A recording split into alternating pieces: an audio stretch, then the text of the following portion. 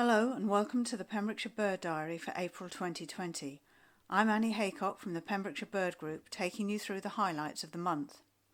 It was certainly a different sort of month, with coronavirus lockdown rules meaning we could only really watch birds in our gardens and while doing our daily exercise from home.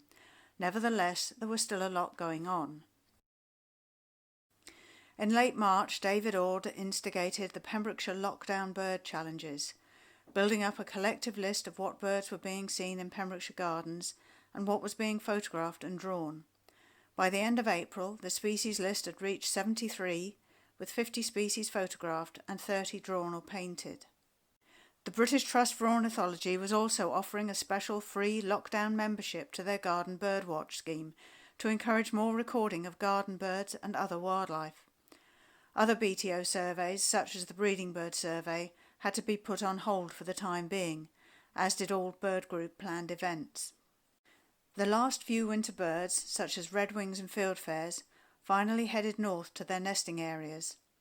Our winter wildfowl and waders had also moved north, but there were still a few moving through after wintering further to the south. Missel thrushes, always early nesters, were busy gathering food for the family.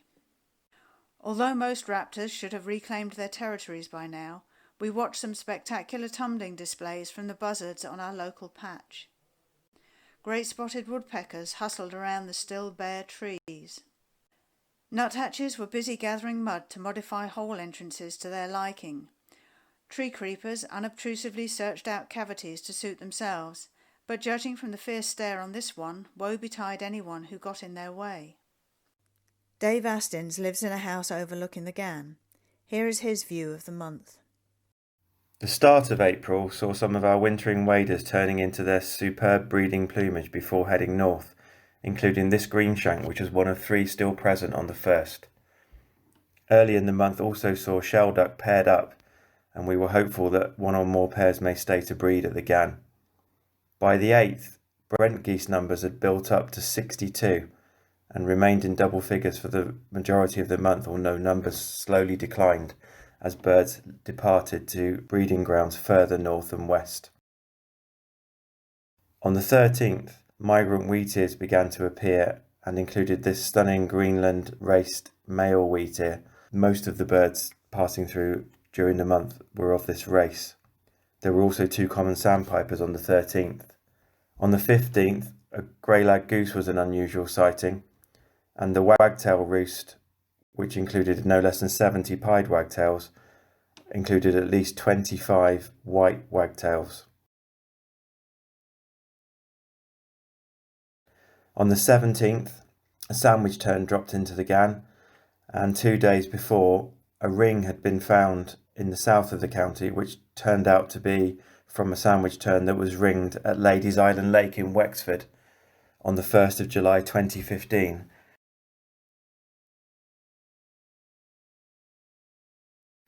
On the 21st, waders continued to travel north. This bar-tailed godwit was one of 6 present in its breeding finery, and whimbrel, like this bird, peaked at 20. On the 18th, we recorded no less than 12 different species of waders. The 23rd saw us bump into a turtle dove at Marlowe's during a bike ride, and it was probably the bird that was seen there in a resident's garden 10 days before. On the 26th, a great northern diver was photographed offshore, and the bird remained until the end of the month.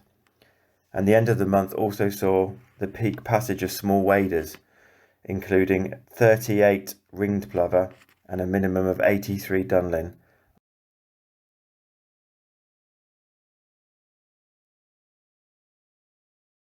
Migrants were passing through.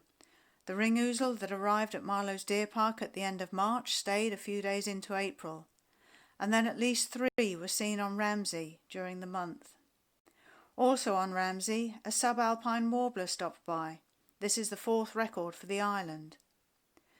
Later in the month there was another at Marlowe's Deer Park. It was only the 2nd record for the mainland and the 20th for Pembrokeshire overall.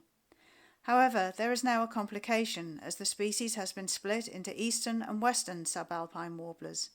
These 2 were both believed to be the eastern species. Amongst the slightly more exotic migrants, this hoopoe was seen at Chemise Head. Most sightings are in the spring as birds heading north overshoot their destination. Mike Young-Powell spotted this red-rumped swallow amongst a flock of barn swallows and sand and house martins at Heathfield gravel pits. It's surprising what you can see from a tractor out in the middle of nowhere. This white stork turned up in a field near Mathry. There was a cattle egret near Carew Mill Pond on the 22nd. Minnier Wood was, as every spring, filled with birdsong. Wood warblers arrive back late in the month, but aren't shy about shouting to the world about it. Sadly, we didn't find any redstarts there this year. We had seen a goshawk at Minnier Wood earlier in the year, but in April they were reported from 5 places across the county, a sign perhaps of a growing population. And now for the news from Richard and Giselle on Skomer Island. On Skomer, the first swallow of the year flew over the courtyard on the 1st, this 8 days later than the 1st of last year. At least 7 willow warbler also arrived, ringing again showing that the vast majority of early arrivals were males. The first house martin steamed east on the 3rd, this 2 weeks later than the earliest island record, logged in 1988.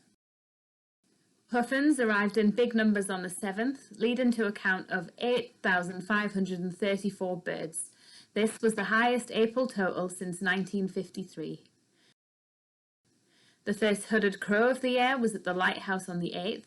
An osprey flew north on the 11th, and just our second ever spring Siberian chiffchaff was trapped on the same day. A pale, acredula type willow warbler was also ringed, and the first sedge warbler of the year was at the well. This 1 day later than the 1st of 2019. Patterns in featherwear showed that the red kites drifting over were all different individuals. There was an arrival of at least 49 Greenland wheatear on the 13th, and our first ruff in 3 years was at North Pond on the 16th. A grasshopper warbler on the 19th arrived 1 day earlier than the 1st of last year, and on the same date as the 1st of 2018 and 2017. There was a late tree pipit on the 20th, and a fine male marsh harrier on the 21st. Meanwhile, the Ork ledges were brimming. The first 2020 razorbill egg was found on the 22nd, and the first guillemot egg on the 27th. Another Siberian chiffchaff was at the Obs on the 24th, and a female cuckoo was at Boundary Rocks on the 25th. Of course, things were happening on Skomer Island too. If we couldn't get to Skomer, then Skomer came to us via weekly episodes of Skomer Live.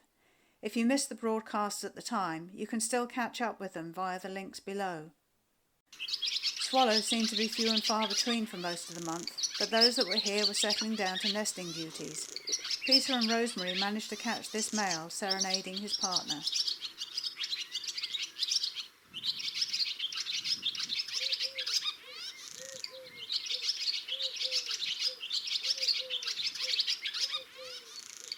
Well, that's a quick reminder of April. Thanks for watching, and I hope you'll be back for the May roundup.